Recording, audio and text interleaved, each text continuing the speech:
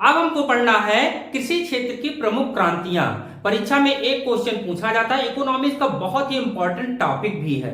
तो चलिए 2 से 3 मिनट में ये पूरा टॉपिक आपको समझ में भी आ जाएगा और याद हो जाएगा, आप कभी भूलेंगे नहीं, ये बिल्कुल 100% गारंटी है। तो चलिए देखते हैं गोल क्रांति। अब गोल क्रांति किससे संबंधित है? तो आपके कृषि क्षेत्र में गोल क्या होता है? तो हमारे घरों में रोज यूज होता है, सब्जियों का राजा कहलाता है, और वो गोल होता है क्या? आलू। क्या होता है? आलू। तो आलू जो होता है वो गोल क्रांति से संबंधित है। तो क्या हो जाएगा?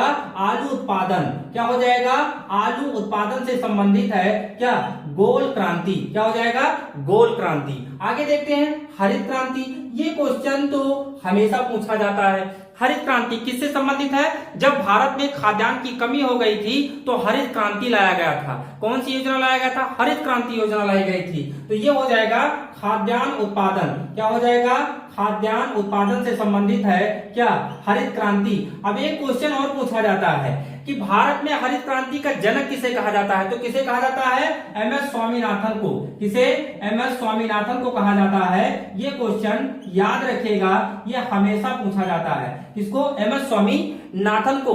और अंतरराष्ट्रीय लेवल पर हरित क्रांति का जनक किसे कहा जाता है? तो नॉर्मन ई बोरलॉग को। किसे? नॉर्मन ई बोरलॉग को कहा जाता है। नॉर्मन ई बोरलॉग को जो है वो अंतरराष्ट्रीय लेवल पर हरित क्रांति का जनक कहा जाता है, याद रखिएगा।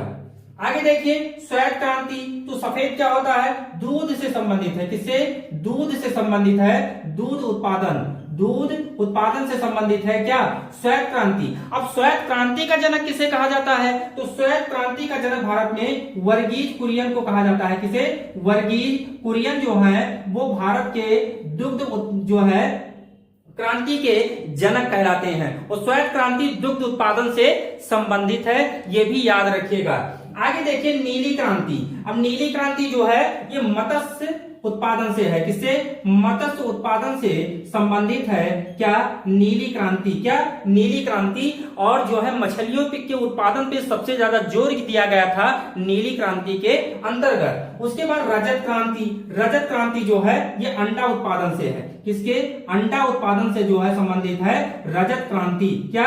रजत क्रांति जो है वो अंडों के उत्पादन से संबंधित है।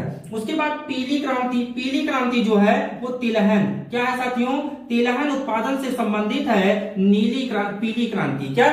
नीली क्रांति जो है वो जो है मत्स्य उत्पादन, और उसके बाद जो है रजत क्रांति अंडा उत्पादन, और उसके बाद पीली क्रांति जो है तिलहन उत्पादन से संबंधित है। उसके बाद जो है कृष्ण क्रांति। कृष्ण क्रांति ये जो है बायोडीजल। क्या है? बायोडीजल से संबंधित है। कौन सी? कृष्ण क्रांति या भूरी क्रांति। उसके बाद लाल क्रांति। तो लाल क्रांति जो संबंधित है वो टमाटर। किससे? टमाटर व मांस से। टमाटर व मांस से, मांस उत्पादन से संबंधित है। कौन? लाल क्रांति। तो कृष्ण क्रांति बायोडीजल से, लाल क्रांति टमाटर व मांस उत्पादन जो है वो जोर दिया गया था लाल क्रांति के अंतर्गत। आगे देख गुलाबी क्रांति किससे संबंधित है? तो गुलाबी क्रांति संबंधित है झींगा और मछली उत्पादन से। किससे? झींगा मछली उत्पादन से। झींगा मछली उत्पादन से जो संबंधित है वो क्या है? वो आपका है गुलाबी क्रांति। क्या? गुलाबी क्रांति के अंतर्गत झींगा मछली उत्पादन पे जोर दिया गया था साथियों। आगे देखते हैं बादामी क्रांति। अब बादामी क्रांति किससे संबंधित? तो बादाम से नहीं, मसालों से। किससे संबंधित है? मसालों से संबंधित है। मसाला उत्पादन से संबंधित है। मसालों उत्पादन से संबंधित है। क्या? बादामी क्रांति मसालों के उत्पादन से संबंधित है। उसके बाद सुनहरी क्रांति। सुनहरी क्रांति किससे संबंधित है? तो सुनहरी क्रांति संबंधित है फलों के उत्पादन से। किससे?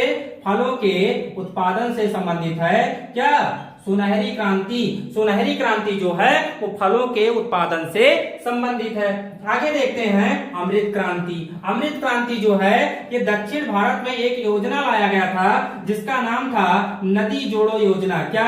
नदी जोड़ो योजना, और इसी से संबंधित है, इसी को कहा गया, क्या कहा गया? अमृत क्रांति। क्या कहा गया? अमृत क्रांति। अमृत क्रांति संबंधित है नदी जोड़ो परियोजना से। किससे? नदी जोड़ो परियोजना से। गोल्डन फाइबर क्रांति।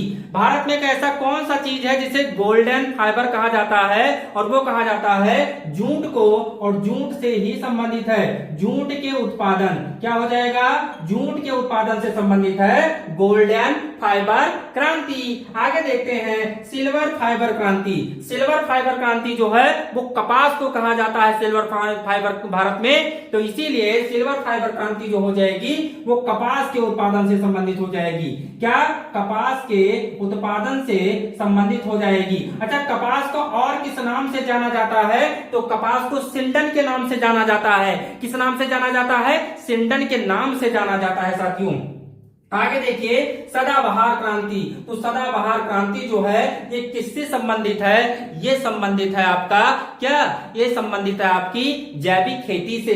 किससे, जैविक खेती से संबंधित है सदाबहार क्रांति। क्या, सदाबहार क्रांति जो है ये जैविक खेती से संबंधित है, और सिल्वर फाइबर क्रांति कपास के उत्पादन से, और गोल्डन फाइबर क्रांति जूट के उत्पादन से संबंधित है। साथियों ये इकोनॉमिक्स का बहुत अच्छा टॉपिक है जिससे एक क्वेश्चन हमेशा पूछा जाता है। मुझे आशा है कि ये पूरा टॉपिक आपको याद हो गया होगा और आप कभी भूलेंगे नहीं।